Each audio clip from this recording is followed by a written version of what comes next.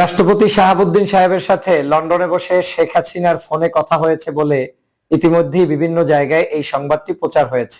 শেখ হাসিনা তাকে নির্দেশ দিয়েছেন যে আপনি যে কোনো মূল্যে বিএনপিকে যেভাবে হোক একটু গা কসলিয়ে তাদের সাথে থাকুন, প্রয়োজনে তাদের প্রশংসা করতে থাকুন। এরকম একটি সংবাদ প্রকাশ হওয়ার পরে রাষ্ট্রপতির পদত্যাগের গুঞ্জনও বাংলাদেশের সকল পত্রপত্রিকায় লেখালেখি শুরু হয়েছে। কেউ কেউ এটাও বলছেন আগামী কালকের মধ্যেই বা দুই একদিনের মধ্যেই হয়তো তিনি পদত্যাগ করবেন, স্বাস্থ্যগত বিষয়টাকে তিনি জাতির কাছে উপস্থাপন করে, তথা তিনি শারীরিকভাবে সুস্থ নেই, তার এখন চিকিৎসা দরকার, সিঙ্গাপুরে যেতে হবে, বিভিন্ন নানা কথাবার্তা আমরা শুনতে পাচ্ছি।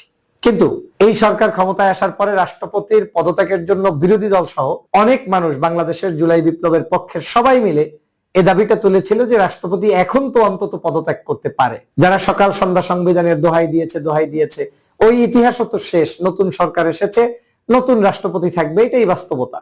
কিন্তু বিএনপি তারা তখনও বুঝতে পারে নাই আমাদের মাননীয় প্রধানমন্ত্রীর আশেপাশে কারা কিভাবে বিভিন্ন ধরনের উপদেশ দিয়ে এবং কিছু দুষ্ট লোকেরা উপদেষ্টা পরিষদ, সচিব, এই যাবতীয় জায়গায় বসে বসে নিশ্চিত মিসগাইডেড করছেন।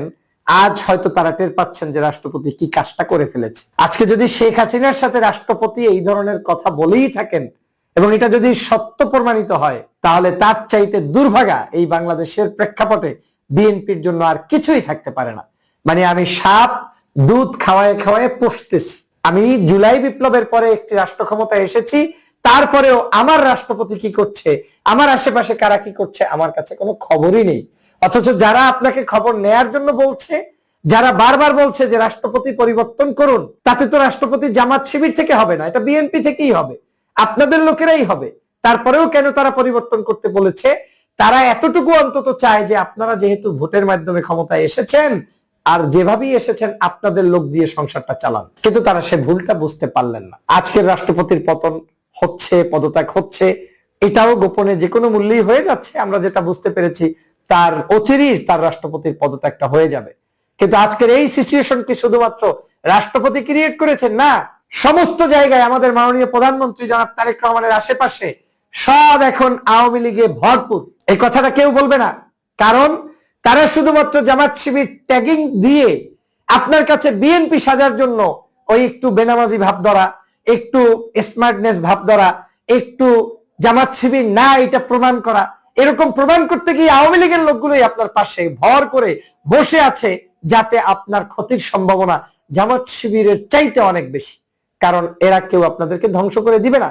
জুলাই পরবর্তী বাংলাদেশে নতুন ক্ষমতায় এসেছে বিএনপি, তাকে রক্ষার জন্য জুলাইয়ের চেতনায় যারা আছে তারাই সবচেয়ে বড় ভূমিকা রাখবে এবং রাখতো, কারণ তারা কোনোদিন এই সরকারের পতন ঘটাইয়া আওয়ামী লীগকে ডাক দিয়ে আনবে না। কিন্তু বিএনপির সেটা বুঝে তার আশেপাশের মানুষগুলো শনাক্ত করতে হবে, ভালো মানুষ বসাতে হবে, প্রয়োজনে দেশপ্রেমিক মানুষ বসাতে হবে, দেখতে শুনতে যাই হোক তাকে নিয়ে আপনার নিজের লোক নিয়ে তারপরে চলতে হবে। আজকের এই রাষ্ট্রপতির পদত্যাগের পরে নতুন রাষ্ট্রপতি হওয়ার সম্ভাবনা আছে, কে আছে আমি জানি না। ইতিমধ্যেই শুনেছি সেখানেও আননোন পিপল নাকি আসার একটা সম্ভাবনা আছে। কেউ কেউ রাজনীতির মাঠে পরিচিত না, ভিন্ন জায়গা থেকে। কেন রে ভাই? বিএনপি দলটা করেছে এরকম কি সিনিয়র জাতীয় রাজনীতিবিদ নাই আমাদের মাঝে? আমি মাননীয় প্রধানমন্ত্রীকে অনুরোধ করবো, আপনি আপনার দলের লোক বাছাই না করলে ওই মেরুদণ্ডের হাড্ডি যাদেরকে বাছাই করে বসিয়েছিলেন সেই মঈন ফখরুদ্দিনের সময় সেনাবাহিনীর সেই বিপদগামী সদস্য যেভাবে আপনার উপরে অত্যাচার করেছিল, নির্যাতন করেছিল, আপনার বাছাইয়ের কারণেই করেছিল। তখন কিন্তু গোলাম আজমের সন্তান বড় দায়িত্বশীল হতে পারে নাই, হলে অন্তত মেরুদণ্ডের হাড্ডিটা ভাঙা যেত না। এই সত্য কথা কেউ বলবে না। যাই হোক, বাদ দেন গোলাম আজম, আপনার জামাতের সাথে সম্পর্কের দরকার নেই, কিন্তু বিএনপির মানুষ ছাড়া, পরীক্ষিত নেতা ছাড়া আপনার আশেপাশে কাউকে বসালে আবার এই শেখ হাসিনার ষড়যন্ত্রে আপনাকে ভেস্তে যেতে হবে, পড়তে হবে, কোনো সন্দেহ নাই। কথাটা অগ্রিম বলে রাখলাম। মাননীয় প্রধানমন্ত্রী, আপনি জানেন ভালো করে আজকে আপনার এখানে সচিব নিয়োগ দেওয়া হয়েছে, উপদেষ্টা নিয়োগ দেওয়া হয়েছে। জীবনে কোনোদিন বিএনপি করে নাই, আজীবন বিএনপির বিরুদ্ধাচরণ করেছে, জিয়া পরিবারের বিরুদ্ধাচরণ করেছে। তারা তালিকায় চলে আসে খুব দ্রুত, চাটাচাটি করে। আপনি জানি যে আপনি এগুলো পছন্দ করেন না, আপনি একজন সজ্জন মানুষ, কিন্তু কি কারণে তাদেরকে ওই জায়গায় কারা পৌঁছে দিয়েছে সেটা আপনাকে বুঝতে হবে। আজকের একটা রেড লাইনে রেড জোরে অবস্থান করছেন আপনি। আমাদের মাননীয় প্রধানমন্ত্রীর কাছে উদাত্ত আহ্বান থাকবে, রাষ্ট্র কাঠামোটাকে আপনি এমন ভাবে সাজান যেখানে কোনো অবস্থায় অন্তত পতিত দোসররা আপনাকে ঘায়াল করতে না পারে। আমাদের এই কথাগুলো তিক্ত লাগবে, অনেকে আপনাকে ভুল বুঝাবে যে সে তো এখন জামাত, সে কারণে এই কথা বলছে। আমি জামাত না, আমি জামাতের আগেও বলেছি, বিএনপি করেছি, তখনও এই কথাগুলো বলতাম। যেটা সত্য সেটা আমাকে বলতেই হবে। আজকের এই বাংলাদেশের রাষ্ট্রপতি আগামী হয়তো এক সপ্তাহ পর পদত্যাগ করবেন। কেন আপনাকে 6 মাস অপেক্ষা করতে হলো, জানতে হলো যে তিনি শেখ হাসিনার সাথে কথা বলা লাগছে কি লাগে নাই?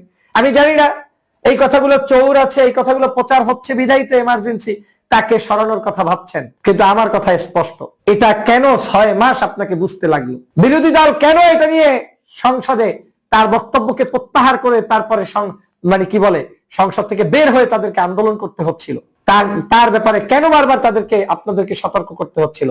এর মূল কারণ হচ্ছে আপনারা বারবার ভুল পথে হাঁটছেন। মাননীয় প্রধানমন্ত্রী, আজকের বাংলাদেশে জুলাইয়ের চেতনায় 24-এর এই যে বাংলাদেশ নতুন করে গঠন হয়েছে, এই বাংলাদেশের চেতনা আপনাকে সবার আগে বাস্তবায়ন করতে হবে। গণভোট বাস্তবায়ন করতে হবে, জুলাই সনদ বাস্তবায়ন করতে হবে। করলে আপনি সেফ, আপনার পরবর্তী প্রজন্ম, আপনার সন্তান জাইমা রহমান সেফ রাজনীতি করতে পারবে, তারুণ্য নিয়ে, নতুন স্বপ্ন নিয়ে বাংলাদেশকে এগিয়ে নিয়ে যেতে পারবে। না হয় এই রাজনীতি থেকে ছিটকে পড়তে হবে। আজকে আপনাদেরকে যারা এগুলো বাস্তবায়ন করতে দিতে চায় না, কোনো একদিন যদি তারা আসতে পারে, তখন এই বাংলাদেশের এই যে রাষ্ট্র ক্ষমতায় ছিলেন এটাকে অবৈধ ঘোষণা করবে। আর সেটা করেছে যে শেখ হাসিনা, সেটা তো দেখেছেন। বাংলাদেশের শহীদ রাষ্ট্রপতি জিয়া রহমানের যে রাজনৈতিক প্রেক্ষাপটে তার উর্বরতা ছিল, উত্থান ছিল, সেটাকে রাষ্ট্রপতির এই উত্থানটাকে অবৈধ ঘোষণা করেছিল শেখ হাসিনা। তার রাষ্ট্র কাঠামোগুলোকে অবৈধ ঘোষণা করেছে। এমনকি তিনি বীর মুক্তিযোদ্ধা সেই জিনিসটা পর্যন্ত তারা তুলে নিতে চেয়েছে। এমনকি তার কবরটা পর্যন্ত আজকের সংসদ প্লাজায় সেটা পর্যন্ত উঠিয়ে আপনার বগুড়াতে পাঠাতে চেয়েছে। খেয়াল আছে কি? তাহলে তারা কি করবে? সেই জিনিসটা অনুধাবন করে প্রশাসনের মধ্যে এত বেশি ভীতি সঞ্চয় না করে, যারা রাইটপন্থী, যারা এদেশের মানুষের স্বাধীনতা সার্বভৌমত্ব রক্ষার অতন্ত্র প্রহরী, সে যে হোক, একটু আপনার মতো করে একেবারে চাটাচাটি বেশি পারে না, আপনাদেরকে খুব বেশি পারে না, আপনাদের মতো করে খুব বেশি চলতে পারে না, তারপরেও তারা প্রশাসনে আছে, দেশবাসীর কল্যাণে কাজ করছে, তাদেরকে রাখুন। অন্তত পক্ষে শেখ হাসিনার দোসর যদি কেউ থেকে থাকে, তার থেকে সাবধান হন।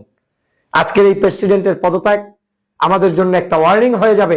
যদি সত্যি সত্যি তার এই পদত্যাগ হয় এবং সে সত্য ঘটনা যদি লন্ডনের এই কথোপকথনের কারণেই হয়, তাহলে প্রমাণ হবে এতদিন পর্যন্ত আমরা যা বলেছি তাই সত্যই হচ্ছে।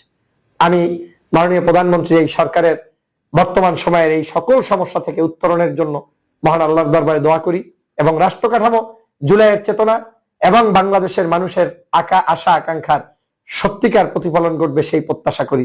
সবাইকে ধন্যবাদ। আল্লাহ হাফেজ।